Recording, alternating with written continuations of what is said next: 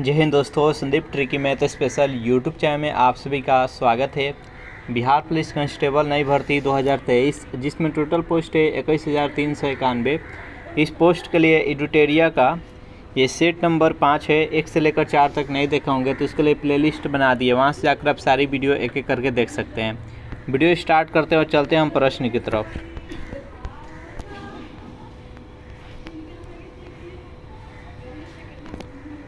पहला प्रश्न है आपके सामने कि अतताई का क्या अर्थ होता है। चारों ऑप्शन देख लीजिए और बताइए यहाँ पर 1 नंबर प्रश्न का सही आंसर क्या है। ऑप्शन नंबर ए है जो अत्याचार करता हो, बी है जो अति शक्तिशाली हो, सी है जो दूसरे में दोष खोजे और डी है जो व्यर्थ का व्यय करता हो। तो 1 नंबर प्रश्न का जो भी कैंडिडेट ऑप्शन नंबर ए के साथ जा रहे हैं, जो अत्याचार करता हो, बिल्कुल ही सही जवाब है। नेक्स्ट यहाँ पर सेकेंड प्रश्न है, इनमें से किस समूह में सभी शब्द शुद्ध लिखा गया है। चारों ऑप्शन देखिए और बताइए यहाँ पर सेकेंड प्रश्न का सही आंसर क्या है। तो जो ऑप्शन नंबर बी है, इसमें सभी के सभी शब्द है जो कि शुद्ध है। प्रकृति, पुनर्जन्म, भर्त्सना और बलिष्ठ। इसका right answer option number B. 3 प्रश्न कि जो पढ़ेगा वह पास होगा, इनमें से कौन सा विशेषण है। जल्दी से बताइए यहाँ पर 3 प्रश्न का सही आंसर क्या है। तो जो भी कैंडिडेट यहाँ पर ऑप्शन नंबर डी के साथ जा रहे हैं, सर्वनामिक विशेषण, बिल्कुल ही सही जवाब है। नेक्स्ट यहाँ पर 4 प्रश्न है कि इनमें से कौन सा वाक्य शुद्ध नहीं है। विष्णु के अनेकों नाम है, तलवार एक शस्त्र है, यह आगरे की मिठाई है, उसे पुत्र प्राप्त हुआ। बताइए यहाँ पर 4 प्रश्न का सही आंसर क्या है। इनमें से कौन सा शुद्ध नहीं है। तो यहाँ पर जो दिया गया है विष्णु के अनेकों नाम है, जो कि गलत है। यहाँ पर अनेक है जो कि ऑलरेडी प्लुरल शब्द है, तो अनेकों इसको फिर से प्लुरल करने की ज़रूरत नहीं है। तो इसका right answer option number A. Next यहाँ पर 5 प्रश्न कि द्वंद्व समास का उदाहरण इनमें से कौन सा है। जल्दी से बताइए यहाँ पर 5 प्रश्न का सही आंसर क्या है। तो यहाँ पर दिनहीन है जो कि द्वंद्व समास का उदाहरण है। इसका right answer option number A. 6 प्रश्न कि आसमान टूट पड़ना का क्या अर्थ होगा। जल्दी से बताइए यहाँ पर 6 प्रश्न का सही आंसर क्या है। तो 6 प्रश्न का जो भी कैंडिडेट ऑप्शन नंबर बी के साथ जा रहे हैं, मुसीबत आ जाना, बिल्कुल ही सही जवाब है। 7 प्रश्न कि इनमें से शुद्ध बर्तनी वाले शब्द का चयन करें। जल्दी से बताइए यहाँ पर 7 प्रश्न का सही आंसर क्या है। जो भी कैंडिडेट ऑप्शन नंबर सी के साथ जा रहे, रचयिता बता रहे हैं, बिल्कुल ही सही जवाब, ये शुद्ध शब्द है। 8 प्रश्न कि समास का विलोम क्या होगा। जल्दी से बताइए इस प्रश्न का सही आंसर क्या है। तो समास का यहाँ पर विलोम हो जाएगा व्यास। इसका राइट आंसर है ऑप्शन नंबर सी। 9 प्रश्न की परिमाप में उपसर्ग बताइए। परिमाप में कौन सा उपसर्ग लगा है, जल्दी से बताइए यहाँ पर। तो 9 प्रश्न का जो भी कैंडिडेट यहाँ पर ऑप्शन नंबर ए के साथ जा रहे हैं, परी बता रहे हैं, बिल्कुल ही सही जवाब है। परी प्लस माप, यहाँ पर परी है जो कि उपसर्ग है। नेक्स्ट यहाँ पर 10 प्रश्न के बादल का तत्सम शब्द बताना है। बताइए यहाँ पर 10 प्रश्न का सही आंसर क्या है। बादल जो यहाँ पर है वो तद्भव है, इसका तत्सम शब्द बताना है। तो 10 प्रश्न का जो भी कैंडिडेट ऑप्शन नंबर सी के साथ जा रहे हैं, वारिद बता रहे हैं, बिल्कुल ही सही जवाब है। नेक्स्ट यहाँ पर 11 प्रश्न है कि find out which part of the sentence has an error. इसमें से किस भाग में, किस पार्ट में एरर दिया गया है। The prime minister was asked to write a foreword to the book, no error. बताइए इन तीनों में से किस पार्ट में एरर है। अगर किसी में नहीं है तो राइट आंसर हो जाएगा ऑप्शन नंबर डी। तो 11 प्रश्न का जो भी कैंडिडेट यहाँ पर ऑप्शन नंबर डी के साथ जा रहे हैं, यानी इस सेंटेंस में एरर नहीं है कहीं पर भी, तो इसका right answer option number D. Next question देखते हैं यहाँ पर 12 प्रश्न है कि choose the one which express the right meaning of the given words. Selection के यहाँ पर आपको साइनोनिम्स बताना है। जल्दी से बताइए यहाँ पर 12 प्रश्न का सही आंसर क्या है। तो 12 प्रश्न का जो भी कैंडिडेट यहाँ पर ऑप्शन नंबर बी के साथ जा रहे हैं, यानी पर प्रेफरेंस, सिलेक्शन मतलब चुनाव करना, प्रेफरेंस मतलब भी चुनाव करना होता है। इसका राइट आंसर है ऑप्शन नंबर बी। नेक्स्ट यहाँ पर 13 प्रश्न है कि choose the words opposite in meaning to the given words. Agreement के यहाँ पर अपोजिट बताना है। जल्दी से बताइए यहाँ पर 13 प्रश्न का सही आंसर क्या है। तो एग्रीमेंट का यहाँ पर, एग्रीमेंट मतलब होता है समझौता करना, होता है, डिस्कॉर्ड हो जाएगा। इसका राइट आंसर है ऑप्शन नंबर बी। 14 प्रश्न है कि fill in the blanks. As he proved inefficient the company dash him। जल्दी से बताइए यहाँ पर 14वां प्रश्न का सही आंसर क्या है, रिक्त स्थान की जगह पर क्या भरा जाएगा। तो 14वां प्रश्न का जो भी कैंडिडेट ऑप्शन नंबर डी के साथ जा रहे हैं, एक्सपेल्ड, बिल्कुल ही सही जवाब है। नेक्स्ट यहाँ पर 15वां प्रश्न है कि filling the blanks, the furniture dash to be delivered today. बताइए यहाँ पर फर्नीचर के साथ सिंगुलर वर्ब का प्रयोग किया जाता है या प्लूरल। जल्दी से बताइए यहाँ पर 15वां प्रश्न का सही आंसर क्या है। तो फर्नीचर के साथ सिंगुलर का प्रयोग किया जाता है, तो इसका right answer option number A, यहाँ पर इज का प्रयोग होगा। 16वां प्रश्न है कि द वर्ड से फिजिकल रिलेट टू, यहाँ पर आपको बताना है कि यह वर्ड किससे रिलेट करता है। बताइए यहाँ पर 16वां प्रश्न का सही आंसर क्या है। तो ये फाइनेंस से, इसका right answer option number B, finance physical. इसका अर्थ क्या होता है, तो इसका अर्थ होता है राजकोषीय। नेक्स्ट यहाँ पर 17वां प्रश्न है कि that which is fit to be eaten is known is.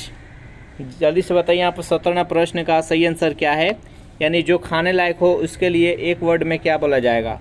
तो 17वां प्रश्न का जो भी कैंडिडेट ऑप्शन नंबर सी के साथ जा रहे हैं, एडिबल, बिल्कुल ही सही जवाब है। नेक्स्ट क्वेश्चन देखते हैं यहाँ पर 18वां प्रश्न है कि which of the following is similar in meaning as the phrase in name only. इसका अर्थ आपको बताना है कौन सा सिमिलर है इससे, इन नेम ओनली। 18वां प्रश्न का जो भी कैंडिडेट ऑप्शन नंबर बी के साथ जा रहे हैं, नॉमिनल, बिल्कुल ही सही जवाब है। 19वां प्रश्न है कि what is the must opposite meaning of insane. Insane के यहाँ पर अपोजिट मीनिंग बताना है। बताइए यहाँ पर 19वां प्रश्न का सही आंसर क्या है। तो इसका right answer option number C, sane. Sane मतलब होता है समझदार और इंसेन मतलब होता है पागल। नेक्स्ट यहाँ पर 20वां प्रश्न है कि which of the flowing part of the sentence is error. 21 part में एरर है। जल्दी से बताइए यहाँ पर 20वां प्रश्न का सही आंसर क्या है। तो 20वां प्रश्न का जो भी कैंडिडेट ऑप्शन नंबर सी के साथ जा रहे हैं, यहाँ पर he will resume after 2 days। तो यहाँ पर विल के जगह पर वुड का प्रयोग होगा। इसका right answer option number C. 21वां प्रश्न है आपके सामने कि मानव रक्त का पीएच मान कितना होता है। 7.4, 10, 6.5 और 5.8। बताइए यहाँ पर 21वां प्रश्न का सही आंसर क्या है। तो जो भी कैंडिडेट यहाँ पर ऑप्शन नंबर ए के साथ जा रहे 7.4, बिल्कुल ही सही जवाब है। निम्नलिखित में से क्या वाहित मल की एक कार्बनिक अशुद्धि है। चारों ऑप्शन देखिए और बताइए यहाँ पर 22वां प्रश्न का सही आंसर क्या है। तो जो भी कैंडिडेट ऑप्शन नंबर ए के साथ जा रहे हैं, मानव मल, बिल्कुल ही सही जवाब है। नेक्स्ट यहाँ पर 23वां प्रश्न है, निम्नलिखित में किसके समस्थानी का उपयोग कैंसर के उपचार में किया जाता है। कोबाल्ट का, निकेल का, एल्युमिनियम का, आयरन का। बताइए यहाँ पर 23वां प्रश्न का सही आंसर क्या है। जो भी कैंडिडेट यहाँ पर ऑप्शन नंबर ए के साथ जा रहे हैं, कोबाल्ट बता रहे हैं, बिल्कुल ही सही जवाब है। 24वां प्रश्न है कि डैश रोग केवल कम अवधि तक रहते हैं। दीर्घकालिक, वंशानुगत, अनुमानसिक और तीव्र। बताइए यहाँ पर 24वां प्रश्न का सही आंसर क्या है। तो तीव्र रोग जो होता है ये कुछ अवधि के लिए ही रहता है, कम समय के लिए रहता है। इसका right answer option number D. 25वां प्रश्न है कि हाइड्रा जंतु जगत निम्नलिखित में से किस संघ का उदाहरण है। चारों ऑप्शन देखिए और बताइए यहाँ पर 25वां प्रश्न का सही आंसर क्या है। तो जो भी कैंडिडेट ऑप्शन नंबर बी के साथ जा रहे हैं, स्लिट्रेटा, बिल्कुल ही सही जवाब है। नेक्स्ट यहाँ पर 26वां प्रश्न है कि निम्नलिखित में से कौन एक सपाट अस्थि है। बताइए यहाँ पर 26वां प्रश्न का सही आंसर क्या है। निम्नलिखित में से कौन सा एक सपाट अस्थि है। 26वां प्रश्न का जो भी कैंडिडेट ऑप्शन नंबर बी के साथ जा रहे हैं, पसलियाँ, बिल्कुल ही सही जवाब है। 27वां प्रश्न है कि मानव मस्तिष्क का कौन सा भाग सीधी रेखा में चलने के लिए उत्तरदायी है। सेरिब्रम, मेडुला, सेरिबेलम और पोन्स। बताइए यहाँ पर 27वां प्रश्न का सही आंसर क्या है। जो भी कैंडिडेट ऑप्शन नंबर सी के साथ जा रहे हैं, सेरिबेलम, बिल्कुल ही सही जवाब है। 28वां प्रश्न है, ईस्ट में जनन डैश की प्रक्रिया से होता है। बीजाणु गठन, मुकुलन, निषेचन और खंडन। बताइए यहाँ पर 28वां प्रश्न का सही आंसर क्या है। 28वां प्रश्न का जो भी कैंडिडेट ऑप्शन नंबर बी के साथ जा रहे हैं, मुकुलन बता रहे हैं, बिल्कुल ही सही जवाब है। 29वां प्रश्न है कि निम्नलिखित में से कौन सा रोग कवक के कारण होता है। तपेदिक, दाद, हैजा और कोविड-19। बताइए यहाँ पर 29वां प्रश्न का सही आंसर क्या है। 29वां प्रश्न का जो भी कैंडिडेट ऑप्शन नंबर बी के साथ जा रहे हैं दाँत बता रहे हैं, बिल्कुल ही सही जवाब है।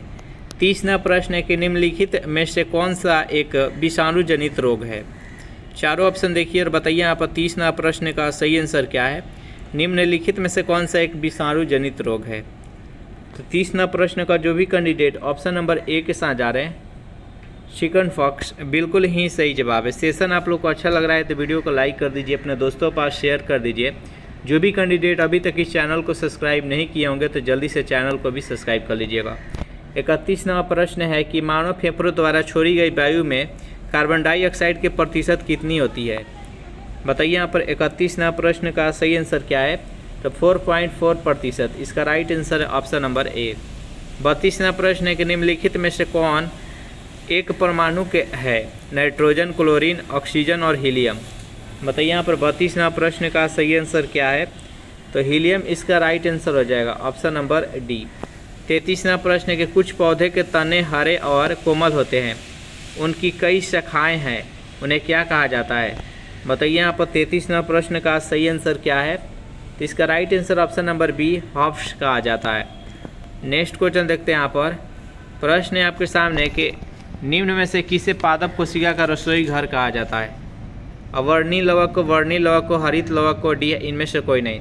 बताइए यहाँ पर 34वां प्रश्न का सही आंसर क्या है। तो निम्न में से किसे पादप कोशिका का रसोई घर कहा जाता है। तो हरित लवक को। इसका राइट आंसर है ऑप्शन नंबर सी। 35वां प्रश्न है कि जीवों में समानता और अंतर से संबंधित विज्ञान डैश कहलाता है। बताइए यहाँ पर 35वां प्रश्न का सही आंसर क्या है। तो उसको अनुमानसिकी कहा जाता है। इसका right answer option number B. Next यहाँ पर 36वां प्रश्न है कि प्रोटीन कहाँ बनता है। जल्दी से बताइए प्रोटीन कहाँ बनता है। तो जो भी कैंडिडेट यहाँ पर ऑप्शन नंबर बी के साथ राइबोसोम बता रहे हैं, बिल्कुल ही सही जवाब है। इसका राइट आंसर है ऑप्शन नंबर बी। नेक्स्ट यहाँ पर 37वां प्रश्न है कि निम्नलिखित में से कौन सा अभिलेख न्यायालय है। सर्वोच्च न्यायालय, उच्च न्यायालय, सर्वोच्च न्यायालय एवं उच्च न्यायालय दोनों अधीनस्थ न्यायालय। बताइए यहाँ पर 37वां प्रश्न का सही आंसर क्या है। निम्नलिखित में से कौन सा अभिलेख न्यायालय है। तो 37वां प्रश्न का जो भी कैंडिडेट ऑप्शन नंबर सी के साथ जा रहे हैं सर्वोच्च न्यायालय तथा उच्च न्यायालय दोनों, बिल्कुल ही सही जवाब है। नेक्स्ट यहाँ पर 38वां प्रश्न है निम्नलिखित में से किस नदी में मजूली नदी द्वीप स्थित है। बताइए यहाँ पर 38वां प्रश्न का सही आंसर क्या है। गंगा, कृष्णा, ब्रह्मपुत्र और गोदावरी। तो 38वां प्रश्न का जो भी कैंडिडेट यहाँ पर ऑप्शन नंबर सी के साथ जा रहे हैं ब्रह्मपुत्र बता रहे हैं, बिल्कुल ही सही जवाब है। ये विश्व का सबसे बड़ी नदी द्वीप है जिसका नाम है मजूली और ये किस राज्य में स्थित है। तो ये असम है। 39वां प्रश्न है कि निम्नलिखित में से कौन सा सही सुमिलित है। एक तरफ दिवस है और दूसरे तरफ उसका डेट है। बताइए यहाँ पर 39वां प्रश्न का सही आंसर क्या है। तो 39वां प्रश्न का जो भी कैंडिडेट ऑप्शन नंबर सी के साथ जा रहे हैं यानी सांख्यिकी दिवस यहाँ पर 29 जून दिया गया है जो कि सही सुमिलित है। इसका right answer option number C. Next यहाँ पर 40वां प्रश्न है कि ट्राई ब्रेकर शब्द किस खेल से संबंधित है। टेनिस से, फुटबॉल से, हॉकी से, डी है, बी और सी दोनों। बताइए यहाँ पर 40वां प्रश्न का सही आंसर क्या है। तो ये फुटबॉल और हॉकी दोनों से संबंधित है। तो इसका right answer option number D. 41वां प्रश्न है कि पटना हाई कोर्ट की स्थापना कब हुई थी। बताइए यहाँ पर 41वां प्रश्न का सही आंसर क्या है। तो पटना हाई कोर्ट की स्थापना 1916 ईस्वी में हुआ था। इसका राइट आंसर है ऑप्शन नंबर ए। 42वां प्रश्न है कि संयुक्त राष्ट्र संघ का मुख्यालय कहाँ है। बताइए यहाँ पर 42वां प्रश्न का सही आंसर क्या है। तो संयुक्त राष्ट्र संघ का मुख्यालय कहाँ है। जो भी कैंडिडेट ऑप्शन नंबर ए के साथ जा रहे हैं न्यूयॉर्क बता रहे हैं, बिल्कुल ही सही जवाब। इसका गठन कब हुआ। तो 24 अक्टूबर 1945 ईस्वी को इसका गठन किया गया। नेक्स्ट क्वेश्चन देखते हैं यहाँ पर 43वां प्रश्न श्वेत क्रांति का संबंध किस क्षेत्र से है। दुग्ध से, अंडा से, रेशम से, मछली से। बताइए यहाँ पर 43वां प्रश्न का सही आंसर क्या है। तो दुग्ध से। इसका राइट आंसर है ऑप्शन नंबर ए। 44वां प्रश्न है भगवान बुद्ध ने अपने पहले धर्मोपदेश दिए थे, कहाँ पर दिए थे। यानी भगवान बुद्ध ने ज्ञान के प्राप्ति के बाद अपना पहला उपदेश कहाँ दिए थे। तो बोध गया में ज्ञान के प्राप्ति के बाद पहला उपदेश सारनाथ में दिए थे। इसका राइट आंसर है ऑप्शन नंबर सी। नेक्स्ट यहाँ पर 45वां प्रश्न भूमध्य रेखा निम्नलिखित में से किस देश से होकर नहीं गुजरती है। केन्या, मैक्सिको, इंडोनेशिया और ब्राज़ील। बताइए यहाँ पर 45वां प्रश्न का सही आंसर क्या है? तो इसका राइट आंसर है ऑप्शन नंबर बी, यानी मैक्सिको से नहीं गुजरती है। इस नेक्स्ट क्वेश्चन देखते हैं यहाँ पर 46वां प्रश्न है कि 1926 में नौजवान भारत सभा किसके द्वारा बनाई गई थी? भगत सिंह, बी.डी. सावरकर, अश्विनी कुमार दत्ता और जतिन दास। बताइए यहाँ पर 46वां प्रश्न का सही आंसर क्या है?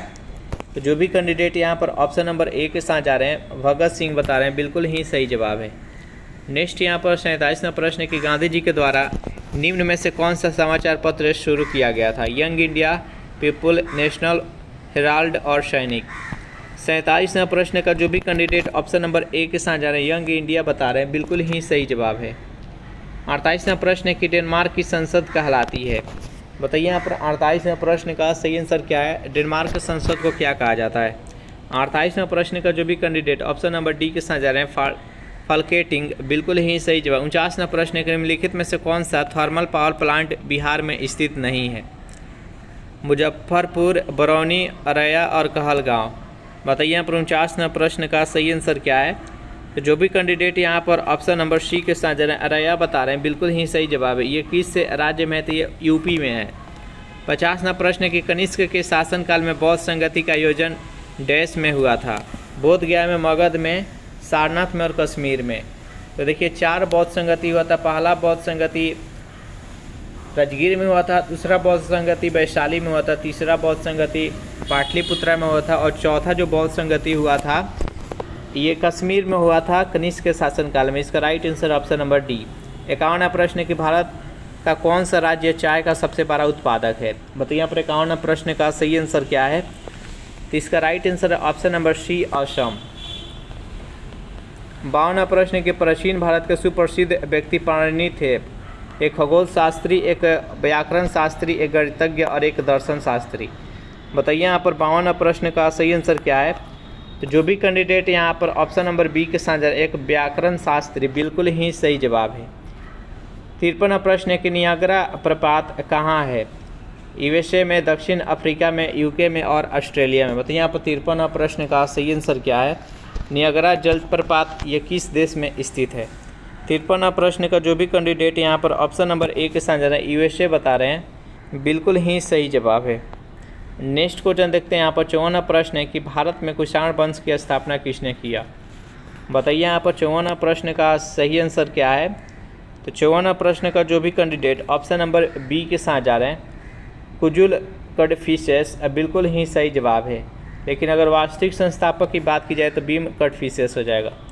नेक्स्ट यहाँ पर 55वां प्रश्न है कि ग्रेट डिवाइडिंग रेंज किस देश में है? New Zealand, Canada, Australia, Mexico. बताइए यहाँ पर 55वां प्रश्न का सही आंसर क्या है?